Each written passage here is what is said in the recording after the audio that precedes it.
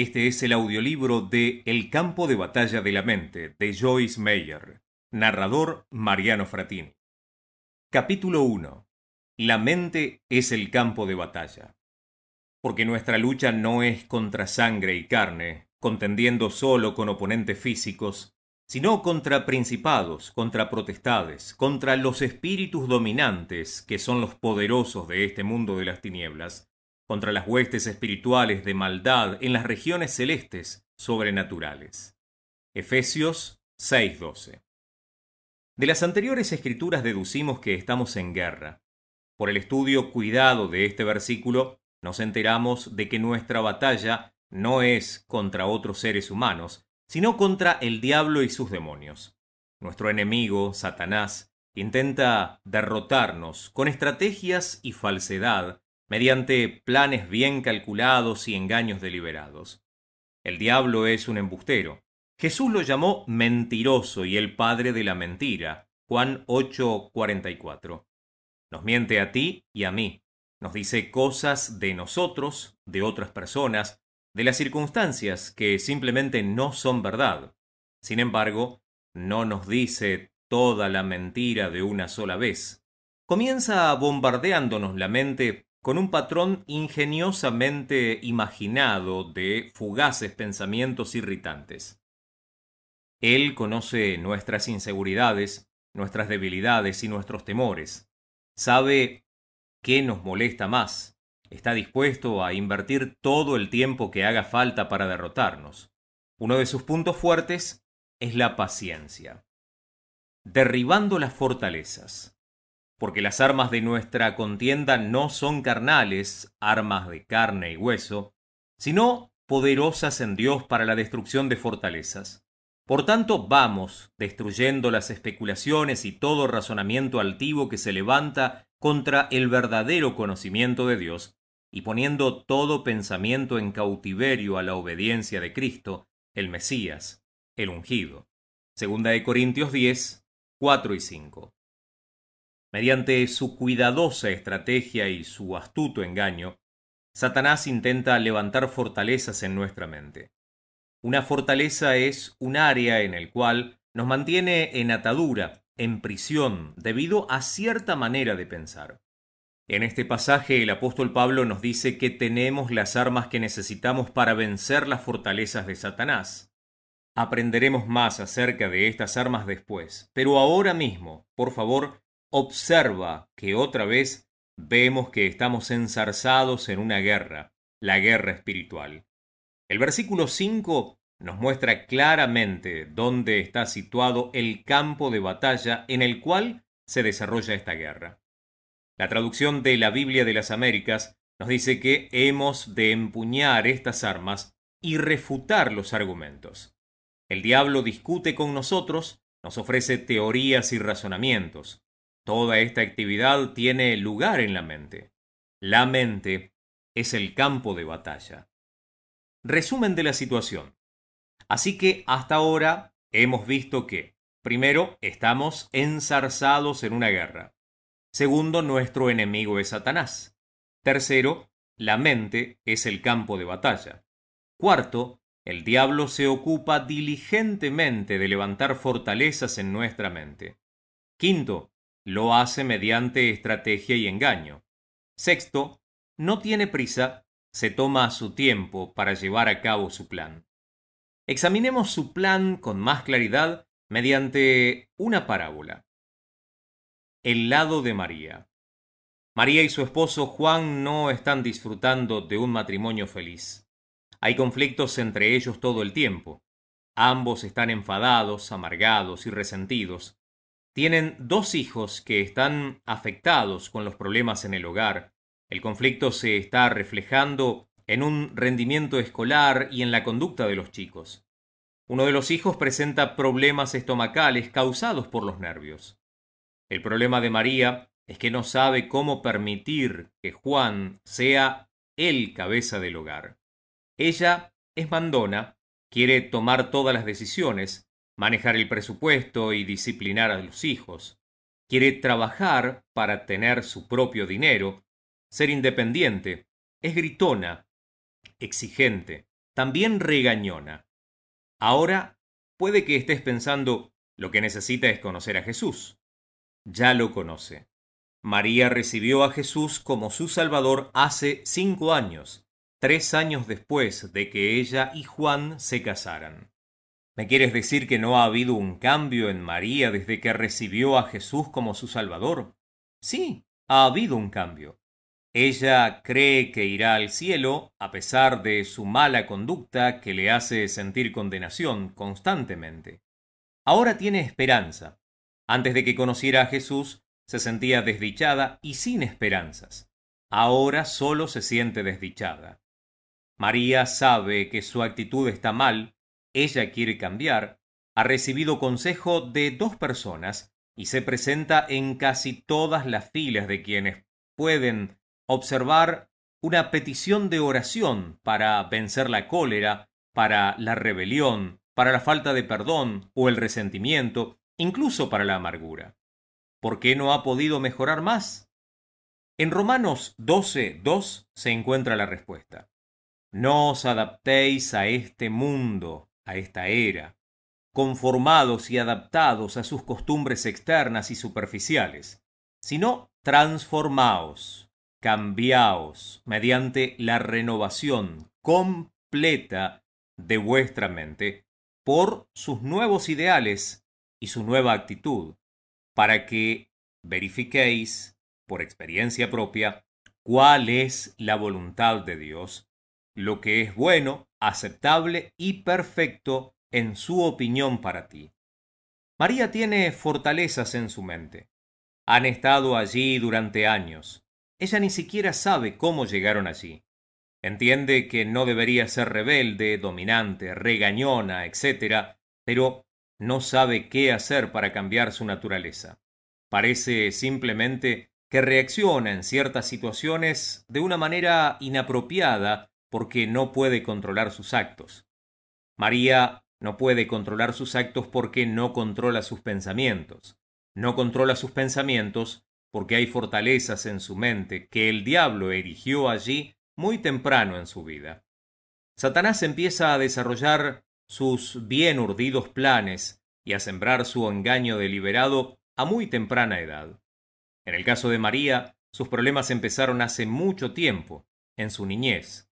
Cuando era niña, María tenía un padre sumamente dominante, quien a menudo le daba nalgadas solamente porque estaba de mal humor. Si ella se equivocaba en un movimiento, él descargaba su cólera contra ella. Durante años sufrió inerme mientras su padre la maltrataba a ella y a su madre. Él le faltaba el respeto en todas las formas a su esposa y a su hija. Sin embargo, el hermano de María nunca parecía hacer nada mal. Parecía que lo favorecía solamente el hecho de ser varón. Cuando María cumplió los 16 años, ya Satanás le había lavado el cerebro, diciéndole mentiras por este estilo. Los hombres se creen que son los importantes, son todos iguales, no se puede confiar en ellos, te lastimarán y se aprovecharán de ti. Si eres hombre, ya tienes resuelta tu vida. Puedes hacer lo que quieras, puedes mandar a la gente que te rodea, ser jefe, tratar a la gente como te parezca y nadie puede hacer nada al respecto, especialmente las esposas y las hijas. Como resultado, María estaba decidida. Cuando pueda escapar de esto, nadie podrá abusar de mí otra vez. Ya Satanás estaba librando la guerra en el campo de batalla de su mente. Dale vueltas a este pensamiento una y otra vez en tu cabeza cientos de miles de veces durante un período de 10 años. Y mira a ver si estás listo para casarte y convertirte en una dulce esposa sumisa y amante. Incluso, si por algún milagro desear hacerlo, no sabrías cómo hacerlo. Esta es la clase de embrollo en que María se encontraba hoy. ¿Qué podría hacer? ¿Qué podría hacer cualquiera de nosotros en semejante situación? Las armas de la palabra. Si vosotros permanecéis en mi palabra, verdaderamente sois mis discípulos, y conoceréis la verdad, y la verdad os hará libre. El Evangelio de Juan, capítulo 8, versículos 31 y 32. Aquí Jesús nos dice cómo hemos de lograr la victoria sobre las mentiras de Satanás. Tenemos que adquirir el conocimiento de la verdad de Dios en nosotros, renovar nuestras mentes con su palabra, y después de emplear las armas de 2 de Corintios capítulo 10, versos 4 y 5, derribar las fortalezas y toda cosa altiva que se levante contra el conocimiento de Dios. Estas armas son la palabra recibida por medio de prédicas, enseñanzas, libros, cintas, seminarios, estudios bíblicos privados. Pero tenemos que permanecer, perseverar en la palabra hasta que se convierta en la revelación dada por inspiración del Espíritu Santo. Perseverar es importante. En Marcos 4:24 Jesús dice: la medida de reflexión y de estudio con que medís la verdad que escuchás, seréis medido en virtud y conocimiento. Repito, tenemos que continuar usando el arma de la palabra. Otras dos armas espirituales disponibles para nosotros son la alabanza y la oración. La alabanza derrota al diablo más rápido que ningún otro plan de batalla, pero tiene que ser genuina alabanza del corazón, no solo de dientes para afuera o un método que se prueba para saber si da resultado. Por otra parte, la alabanza y la oración implican la palabra. Alabemos a Dios de acuerdo con su palabra y su bondad. La oración es la relación con la divinidad, es venir y pedir auxilio o hablar con Dios de algo que nos preocupa. Si quieres tener una vida de oración eficaz, desarrolla una buena relación personal con el Padre. Sabe que Él te ama, que está lleno de misericordia, que te ayudará. Conoce a Jesús, Él es tu amigo, murió por ti. Conoce al Espíritu Santo, Él está contigo todo el tiempo como tu ayudador. Permite que te ayude. Aprende a llenar tus oraciones con la palabra de Dios. La palabra de Dios y nuestra necesidad es el fundamento sobre el cual venimos ante Él. Así, nuestras armas son la palabra empleada de varios modos. Tal como Pablo nos dice en 2 de Corintios, nuestras armas no son carnales, de carne, son espirituales. Nos hacen falta armas espirituales, porque estamos combatiendo contra espíritus maestros, sí, incluido el mismo demonio. Aún Jesús empleó el arma de la palabra en el desierto para derrotar al diablo. Lucas 4, del 1 al 13. Cada vez que el diablo le mintió, Jesús respondió con «escrito está» y le citó la palabra. En tanto María aprende a usar sus armas, empezará a demoler las fortalezas que han venido erigidas en su mente. Conocerá la verdad que la hará libre. Verá que no todos los hombres son como su padre terrenal. Algunos lo son, pero muchos no. Su esposo Juan no lo es. Juan ama mucho a María. El lado de Juan. El otro lado de la historia implica a Juan. Él también ha tenido problemas que son factores contribuyentes a la situación que él y María enfrentan en su matrimonio, su hogar y su familia. Juan debería haber tomado su posesión como cabeza de familia. Dios lo ha destinado a ser el sacerdote de ese hogar. Juan también ha nacido de nuevo y sabe cuál es el orden adecuado para la vida familiar. Sabe que no debería permitir que su esposa manejara la casa, el presupuesto familiar, a los niños y a él. Sabe todo esto, pero no sabe nada al respecto, excepto sentirse derrotado, mostrarse retraído y refugiarse en la televisión y en los deportes. Juan se está escondiendo de su responsabilidad porque odia las confrontaciones. Quiere adoptar una actitud pasiva, pensando, bien, si dejo todo así, quizá se resuelva por sí solo. O inventa excusas por no actuar diciendo, oraré por esto. Por supuesto, es bueno orar, pero no como un modo de evadir las responsabilidades. Permíteme aclararte lo que quiero decir cuando afirmo que Juan debería asumir la posición que Dios le ha destinado en el hogar. No me refiero a que él debería presentarse como señor macho, alardeando y desbarrando acerca de su autoridad. Efesios 5:25 nos enseña que el hombre debe amar a su esposa como Cristo ama a su iglesia. Juan necesita asumir su responsabilidad, y con la responsabilidad viene la autoridad. Él debe ser firme con su esposa, amoroso, pero firme. Debe asegurarle a María que aunque ella haya sido lastimada cuando era niña, al entregarse a Dios mediante su confianza en Él, ganará confianza en que no todos los hombres son como lo era su padre. Juan debería estar haciendo un montón de cosas, pero lo mismo que María, él también tiene esquemas mentales que le abren la puerta al diablo para mantenerlo cautivo. También hay una batalla en pleno fragor de la mente de Juan. Al igual que María, abusaron de él verbalmente en su niñez. Su dominante madre tenía una lengua afilada y con frecuencia le decía cosas muy hirientes, como Juan, eres un desastre, nunca llegarás a hacer nada. Juan intentó complacer a su madre con todas sus fuerzas, porque deseaba ardientemente su aprobación, como todos los niños, pero mientras más se esforzaba por lograrlo, más errores cometía.